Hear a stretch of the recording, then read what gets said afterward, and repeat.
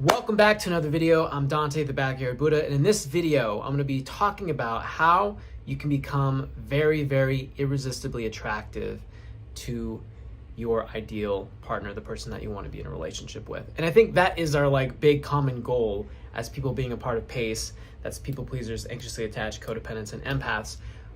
The thing we want most is to get into a relationship with our soulmate. We want to find and meet the love of our life, because we've been starved of that love, starved of that attention, and also kind of marketed through Hollywood movies that is the single greatest thing that we can have in our life. It's like finding this beautiful, attractive, special person. And I wanna note something, okay?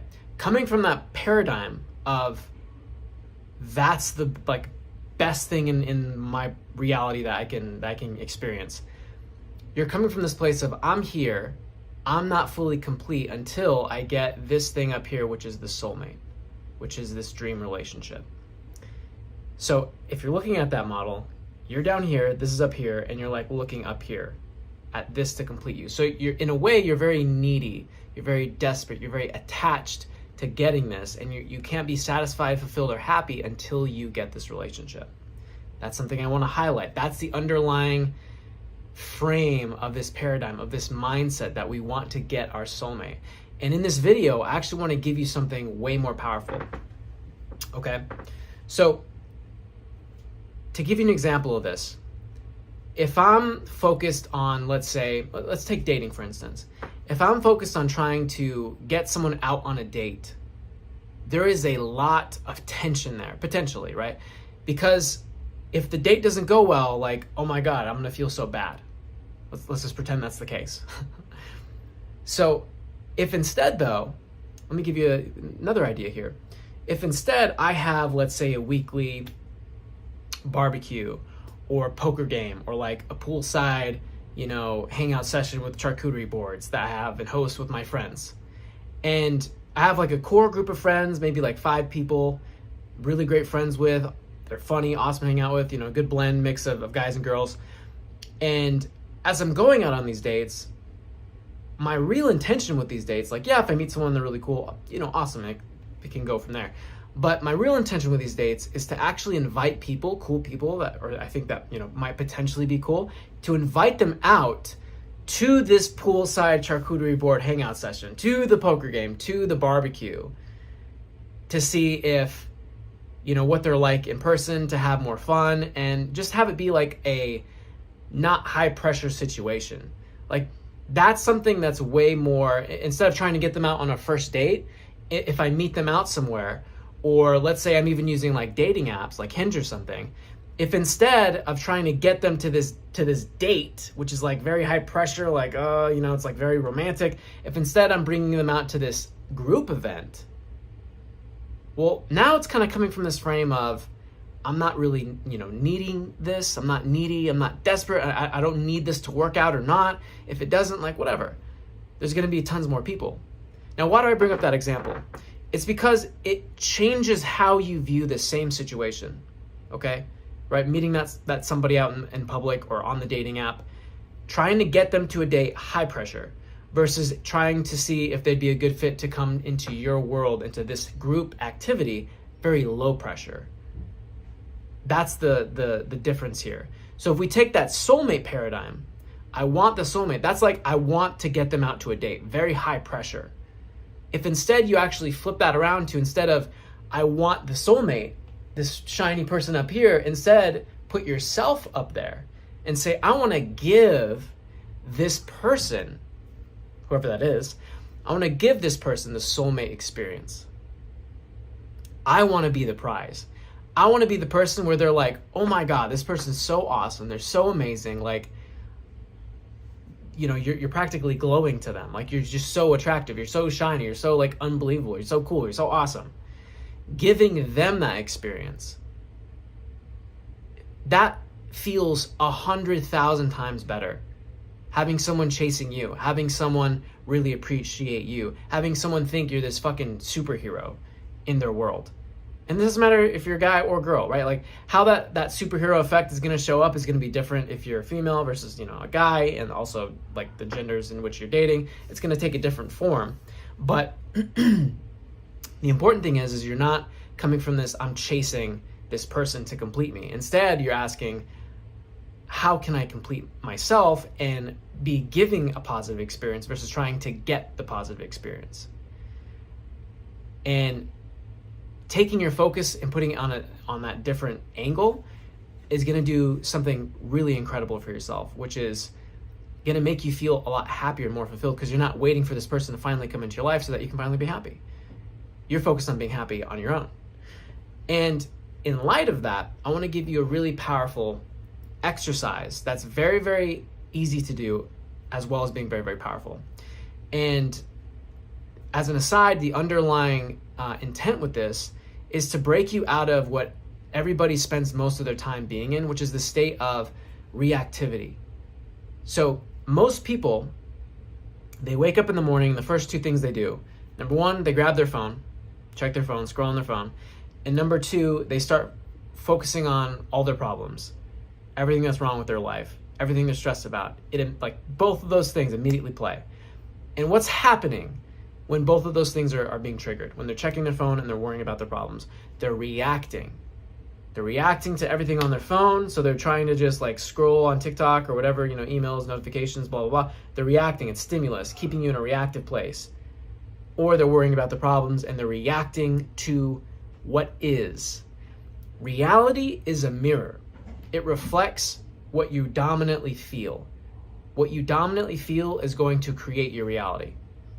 But if you're looking at your current reality and looking to what it looks like to say, oh, I should feel this way. This is how I should feel, right? So you look at your bank account, doesn't have the money you want. How does that make you feel? Stuck, frustrated, powerless, shitty. So you're looking to this outside reality, this condition, external condition, to see how you should feel, right? I don't have the soulmate in my life. Makes me feel worthless, makes me feel lonely. You look to that to see how you should feel. That's what most people are doing. They're reacting. They're pinging off of their environment to see how they should feel. They're pinging off other people, in terms of, let's say, validation, to see how they should feel about themselves. So instead, I want to give you a very powerful 3-step exercise to have you start generating a positive experience, generating a positive state, generating a positive reality for yourself. How does this tie in to giving the soulmate experience? Well, if you look at someone who is like a soulmate candidate, let's say, they're attractive. Just think about that person for yourself, right? Like your dream relationship. For me, for example, they're very attractive. They're very independent. They're very happy. They have hobbies. They have friend groups. They take care of themselves. So as I'm listing these things off, we could see like, wow, this person's like this well-rounded package. So if we look at yourself, if you're coming from that, okay, I'm looking for this soulmate. I'm chasing the soulmate paradigm. We're not complete until we get the soulmate. If instead we're focused on being the soulmate, what are we most worried about? Or not worried about, but like, what are we most focused on? We're focused on creating an amazing relationship with ourselves, where we feel amazing in our body, where we feel amazing about our life. Cultivating that social group, that group of friends, maybe the group activities like I listed earlier. We're taking care of our mental and emotional health, taking care of our body, and just generating a positive state, generating a life vision for ourselves, a lifestyle, right? What's that? If you had all the money in the world, like what's that reality that you would want to build for yourself? What would that look like? Being on that path and being fulfilled by that, being nourished by that, so that we start to have this soulmate effect. That's how you attract these amazing people and have them chasing you, having them freely giving you this attention, validation, love, approval. Not that you need these things, but like chasing somebody is going to repel them, and you're going to be miserable a lot of the time if you don't get their attention or not. Just getting that attention feels so much better than trying to chase someone's attention, right? Being the superhero, having that effect, it feels way more amazing than trying to, get this person. So the 3-step exercise that I want to give you to help you start generating this positive state for yourself, so you start projecting this soulmate effect, this superhero effect, this halo effect, is something that even how old are you? I'm 11 turning 12. Even an 11, almost turning 12-year-old can do and do very effectively. So I'm actually going to bring up one of my little sisters who I taught this embodiment exercise is what I'm calling it. And I'm going to give it to you because if you apply this, it's going to keep you in the state of generating a positive experience for yourself and no longer being in the state of boredom and loneliness, because boredom and loneliness is primarily what drives us to try to chase the soulmate. It's because we're really bored. That's why we want the soulmate so much, because the idea of having somebody that can give us positive attention, physical intimacy and like validation, like we lack having a positive, good feeling experience in our own bodies most of the time. So the idea of that, especially since we've seen other people in relationships that experience that, we've maybe had that at times in our own life. We've seen it, of course, in Hollywood movies. We're like, holy crap, if I can get that person, that magical person who just loves me and accepts me and just gives me all this attention and love and approval. And because I don't have that on my own, like, wow, that sounds really awesome. Like, I really want that. But if you can start giving that experience to yourself. Okay, I had to do some editing, but the main point I was trying to make is the big benefit to projecting this, in having this really good energy and projecting the soulmate effect, is that you're just in a place of feeling really good all the time versus trying to wait for this person to finally be in your life to then feel good. And the problem with doing that, the problem with the soulmate paradigm, is even if you get the soulmate, which most people don't, but even if you do get the soulmate or any partner, you're so attached to them. And if they leave, you're devastated. You're constantly anxious and insecure, how they feel about you. Like you're just not in a place of power. And I want you to be in a place of power, because when you're able to give yourself a positive experience, you're not needy anymore. You're not anxious. You're not insecure. You're not worried. Like you're this very secure, indestructible, emotional, energetic, just beast of a human being. Okay, so come take a seat. Hello. This is my sister Cora. Cora, what are the first? So we'll name the first 3 steps, and then we'll give your answers to the first 3 steps of the embodiment exercise, the 3-step embodiment exercise. So what's step 1? What are you? Or question 1. Question 1. Because there are 3 questions basically. That's the exercise. What? You're making me look bad. What's question 1? We drilled all day. Come on. It's just going blank. I can only remember the other 2 ones. Okay, let me give you a little preface. So with this, the idea is we're imagining your next version of yourself. Okay, so we can call that you 2.0. And this next version of yourself has a shit ton of money. So the amount that felt intuitive, like just off the top of my head, first thing that came up for me was $9 million. What was your amount? 7.9 million. Very specific, $7.9 million. My other sister's right here. What would be your amount? How much money? First thing that comes to your mind. 5 million. $5 million. Perfect. So imagine for you, ask yourself the question, how much money would the most successful version of you have? Just first thing that comes into your mind. So that's the first quality or attribute. The second is they're the most confident version of yourself. And thirdly, they love themselves the most. Okay? So it's the version of you that has the most amount of money, it's the most confident, loves themselves the most. And from that place of imagining what that version of yourself feels like, we're going to ask question 1, which is? Something with doing something. You failed. You failed. You're taking the course all over again. Okay, question 1. Make sure you're in the video. Scoot up a little bit. We're getting like half of your face in there. So question 1 is, how does this version of myself, how does the 2.0 version of myself feel in this moment? So that's question 2. That's question 1. It's question 2. That's question 1. It's question 2. Okay, what's question 2? Yeah, maybe the person who forgot question 1 shouldn't be telling me what the questions are, okay? Question 1, how would that version of yourself feel if they were teleported in your body? So what you're wanting to do is stop reacting, stop being in this outdated reality, because this is just the reality of like everything that you have been thinking and feeling has created where you're at right now. And this is not what we want, ideally, right? We want a different version of ourselves.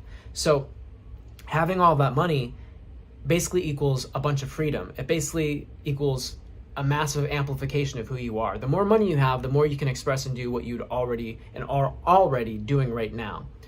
So ask yourself, question 1, what's that version of myself? How are they feeling in this moment? How would they be sitting in this chair? How would they be speaking right now? How would they be taking a sip of this vitamin water? How would they feel in this moment? Connect with that. Then you ask yourself question number 2, which is? If you were with no money, not the money. So you're the version of yourself that doesn't have the money. has the most confidence, loves themselves the most. They do have the money, but let's say for pretend they can't spend any of the money until like, a week from now. And they're teleported in your body. What would they do? What would they do?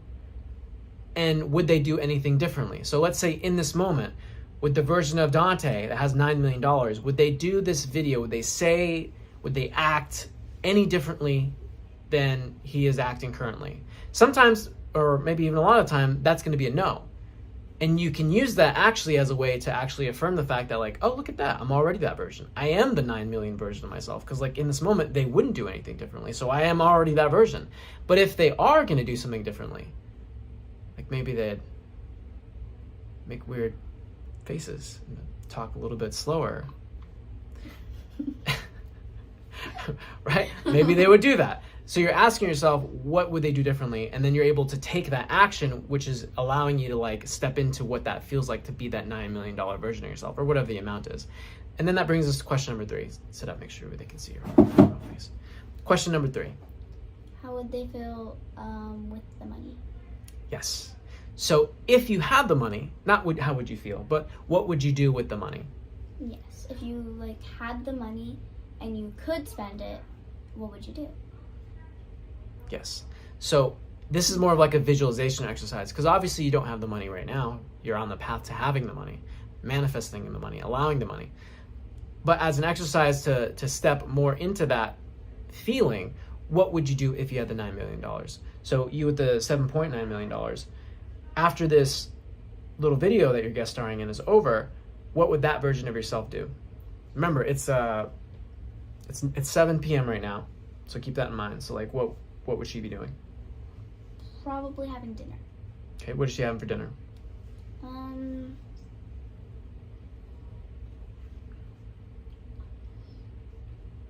Her favorite food. Which is? Hamburgers with french fries. Okay, so are you going to the store to get that? Are you ordering that? Are you going to like a restaurant for that? Going through a drive-in. Drive-in, okay, what drive-in? McDonald's has very good french fries, so McDonald's. Okay, and how are you feeling while going through that drive-in? And who's taking you? You. I don't know. Oh, Bella. It's your money. Card. Bella. She's at work right now, though, till 10. Order a limo. Okay, order a limo. Awesome. So this part of the 3-step embodiment process allows you to sync up with the feeling of being that, confident, most loving, wealthiest. 10 out of 10 self-esteem. 10 out of 10 self-esteem, wealthiest version of yourself, and allows you to build and flex that muscle of visualizing, of imagining, of daydreaming. And this is something that gets killed off when we're young and we're going through school, because we get conditioned to just follow orders and have to learn this very strict curriculum, and we have to ask for permission to things, and it really kills and blunts our creativity. I remember before I went to school, I was so social. I talked to like everybody. I was unfiltered. I made friends with everybody very easily. I would just think of things to do all day long. And then after I started going to school, I became hella introverted, and a lot of social anxiety. My creativity got shut down. It was awful, brutal. And granted, I was also like sustaining a lot of trauma and stuff, which didn't help with all that, just kind of made all that worse. But school, in a big part, ruined a lot of my ability to be creative and want to learn. It also killed my spirit to want to learn stuff on my own. I had to get a lot older to like actually want to, or actually be able to rekindle that. So this is reawakening your daydream, your visualization, your imagination muscles. And that isn't just like this, oh, that's kind of cute, like, oh, you're visualizing, you're just, it's just your imagination. No.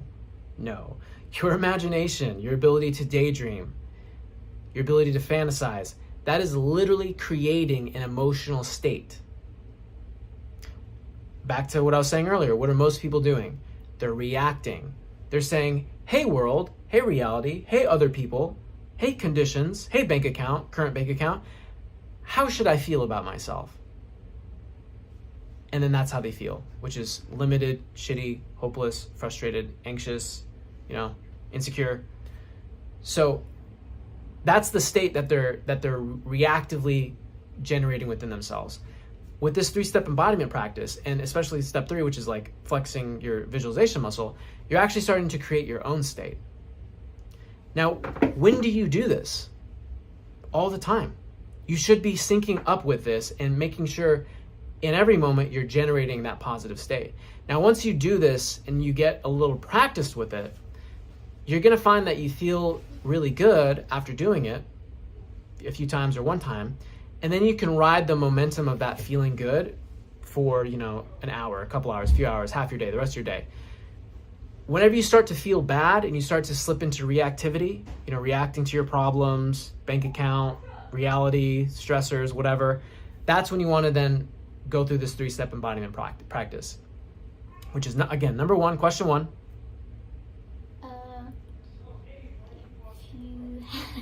If you had the money, how would you basically feel? Good try. Oh yeah, no, you're right. So yes, like if you had the money, if you had all the confidence in the world, all the self-esteem in the world, all the self-love in the world, how would you feel? Me? I'd feel pretty happy, excited. Awesome. So that's question 1. And then question 2, again, would be, if you couldn't spend the money for like a week, what would you do? But that version of yourself was teleported into your body. Yeah, and is there anything you would do different? Yes, also you can use this whenever you're in situations where you, let's say, are feeling maybe anxious or, worthless, weird, awkward, not confident. You can actually use these questions to call upon your next version self to give yourself some wisdom and aid. So let's say, I don't know, random example. Let's say you were due to get a promotion at your work, but then the boss says, oh, for whatever reason, budget cuts, like whatever, I'm just making shit up here. They weren't able to give you the promotion. And you feel just like really defeated. Man, why did this have to happen? Exactly. Why did this have to happen? This sucks. So then you can ask yourself, okay, instead of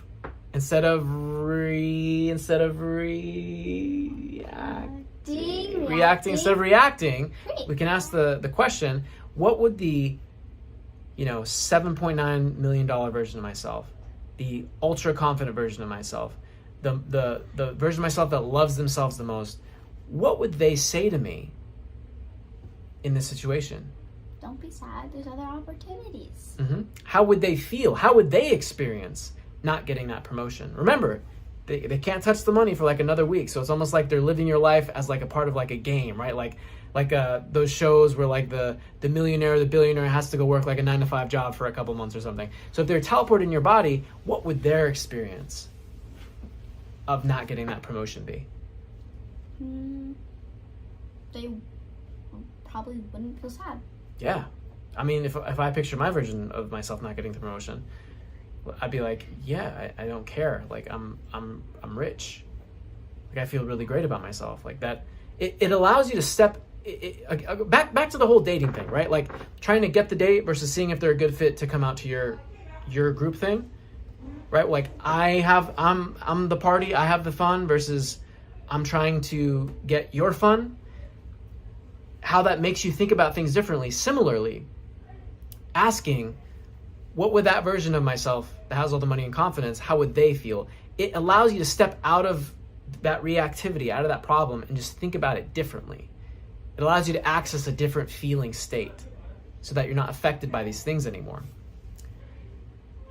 So that's the 3-step embodiment process, okay? And you can use these as ways to get guidance as well and wisdom, to ask questions to that version of yourself to see what they would be doing when you're in doubt, when you're struggling, when you're encountering, negative emotion, challenges, stressors. Now, the other thing to keep in mind here is this is a very powerful supplemental supportive exercise. The thing that you're going to encounter that's going to make this really difficult, though, are your limiting beliefs and traumas and triggers. Because, for example, I was applying this today, felt amazing, but then I hit a wall where even when I was asking myself, hey, what would that version of myself do in this situation? How would they be feeling? Like, I knew logically, but emotionally, I was still feeling earlier a lot of pressure to work on my business. Otherwise, I was afraid that, I'm going to lose everything, which is ridiculous. Logically, like, I'm fine. I know I'm fine. I'm in a really great environment. Family's helping to support me. Got clients, business is going well, the healthiest I've ever been since getting sick. It's like everything's going in a really great direction, but there's still that like underlying fear, that limiting belief, that trigger, that trauma. And it didn't matter how much I went through the visualization process, I still had that emotional block there. So I had to actually use a different process to dive into and explore what those limiting beliefs were, so I could invalidate them and let them go and let that emotional charge go. And once I did, I was then able to ask those questions and use this 3-step embodiment practice to get back into the flow of what it feels like to be my next level version of myself. And it's so important to be in this version of yourself, because that's what's going to allow you to manifest the money, the creative ideas, the impulses, the opportunities, the abundance, and of course, the really great relationships. So this is something that's supplemental. It's not going to be, a miracle cure, one thing fits all. It's something that you can continually, and you should be continually coming back to make sure that you're generating your state. You're creating your life. You're in a state of creation versus a state of reaction. Reacting to everything around you and letting that really confine you and put you in a box and make you feel small and limited and just like crappy and dense and heavy. But you need to keep in mind that you are going to hit these emotional blocks that are related to your traumas, your limiting beliefs, your triggers, and those need to be explored, and those need to be dismantled, healed, taken care of. And that's exactly what I do with my clients. So if you tap the link in the description below, you can actually go to my scheduling page and pick a date and time to talk with me, and I will actually share with you my coaching program. We can talk about the details, like pricing, how long it takes, and talk about your unique challenges. Like, what are your emotional triggers and patterns that you find yourself most often feeling? Like, is it a lot of anxiety? Do you feel a lot of, let's say, fear of, creating boundaries, speaking up for yourself, saying no, communicating? Do you have a fear of upsetting people or disappointing people? What are your unique emotional patterns and blocks that are holding you back? What are your unique traumas, your triggers that are making you feel stuck, that you kind of like these walls, these emotional, energetic walls you kind of keep hitting and coming up against? That's the stuff that I help my clients get rid of so that they can feel amazing, get all of that energy back that was being locked up in that stuff, so that they can then apply processes and exercises like this 3-step embodiment practice to exist in a really, really powerful, empowered state where they're not needing, and they can project this really great energy and be in this place of giving this soulmate experience versus chasing other people to try to lock down and get that soulmate experience. So keep that in mind. Take this process, use it. You're gonna have a lot of fun. It's gonna make you feel fucking amazing, and it's gonna get you out of this place of training yourself to be reactive. Instead, it's gonna allow you to generate your own state and make sure you're generating good emotion. But do keep in mind, again, that you're going to hit these emotional walls and you need help getting through that. And that's exactly what I do. So tap the link in the description below, book that free call with me if you're serious about changing, and we can talk about coaching, pricing, and all that good stuff in that video. The landing page that video is going to take you to, by the way, also has testimonials with me and other clients, so you can see their transformation, get an idea of what their experience was like and the experience that you're going to have if you decide to work with me. And there's a little about me section on there as well, and a little video on that page kind of explaining what you can expect on that free call with me. So thank you so much for watching this video. How did you feel about this video? I felt pretty great sharing with other people. Yeah. How'd you, because I taught her and showed her this exercise today, so that's why she couldn't remember any of those steps. But how did you feel when I initially showed you the exercise? I felt pretty great. It got me into like a different state that were to like help my mental health, kind of. It just made me feel like great overall. That's awesome. Did you find yourself asking those questions throughout the day today? Yes, a lot. Did you find that that version of yourself was doing anything differently, or was it kind of roughly the same? It was mostly the same, just a few things different. Like what? What's one example? What would your normal self do, and then what was the thing that you did differently that your $7.9 million self would do? Well, my normal self would just stay on my phone and lay in my bed. How many of you guys can relate to that? I sure can. What else? Or what did she do differently? The higher, it was barely any different. The higher self realized my sister was at work and she allows me to go into her room and watch on her TV, so I just changed places and started watching my movie. And how did that feel? Well, I was doing some, because I rewatched a movie that I watched yesterday that I really loved. So, made me feel pretty great, remembering all the songs and stuff. That's and awesome. Singing it. That's awesome. Really great example of how powerful this exercise is. Following your feel-good impulses, and that's another thing I forgot to actually mention to you guys as well. The point of this is to feel good. So earlier, I was imagining what the wealthy version of myself was doing, and it was like, oh, a lot of content creation. But then I asked myself, okay, but is that actually making me feel good? Because the thing with limiting beliefs, traumas, triggers, they can be very sneaky. And the way that mine was sneaky is that when I asked that question, the response I got from myself was, yeah, make content and stuff, but I wasn't feeling good. And that's what made me realize, oh, I have a limiting belief here. And I sat down and immediately used the process I use almost every day and with my clients to work through my limiting beliefs to remove that emotional block. Very, very, very important. So also be using this gauge when you're applying this 3-step embodiment practice of asking yourself and just checking in, hey, is this actually making me feel good? That's when you know you're actually following what your higher self would do, what your most loving self would do, what your most confident self would do. If you're not feeling good, then there's a block there, and that's you need to work on that. If it is making you feel good, then you know you're on the right path. You know you're in alignment with how that version of yourself feels, and by holding that feeling, that frequency, that energy, that's what's going to have reality start to match up with you. And remember, you have to hold this for most of the day, every day. If you only feel, like your most empowered, aligned self for like 15 seconds, and then you slip back into being into your old self, your reactive self, reacting to everything, reacting to what is, then you're only going to have like a 15-second change in your reality. You're only going to have this like little ripple, this little glitch in your reality. So you might, manifest. Yeah, glitch in the matrix. Yeah. So you might manifest like, like one little nice idea to, make this for dinner, or like, oh, I could watch, the show or something.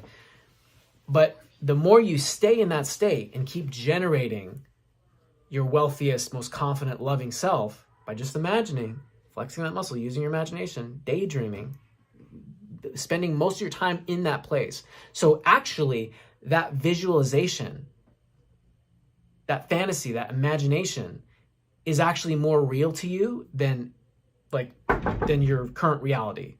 Like, it is actually more real and concrete than what's around you, what's currently happening. That's the place you want to be in. And when you're holding that, that's what's going to actually start to bring in the really big, powerful manifestations, the really big ideas, maybe to start a project, a YouTube channel, podcast, business, get a job, different idea. Like, you're just going to be in this constant state of just feeling amazing, being inspired, being creative, being empowered, and you're going to attract so many more amazing things. And it starts with those little impulses, thoughts. I could watch this movie, do this thing, But then it's going to expand to, I'm attracting these opportunities. I'm attracting, the money, the relationships. It's going to be an incredible transformation that you have. So take this tool, use it. Please hit the like button if this video resonated. Leave a comment if something stuck out in the video. If you had an epiphany, I'd love to read those. I'll heart them and respond to them. Subscribe if you want to see more videos like this. And again, tap the link in the description below if you feel like you have some of those emotional blocks that are preventing you from really getting the most out of these exercises and mindset shifts that I share with you here in these videos. So do that. I would love to meet up with you, love to help you, make a big shift. That's my big passion. That's why I have my coaching practice. That's what I love to do with my clients, for my clients.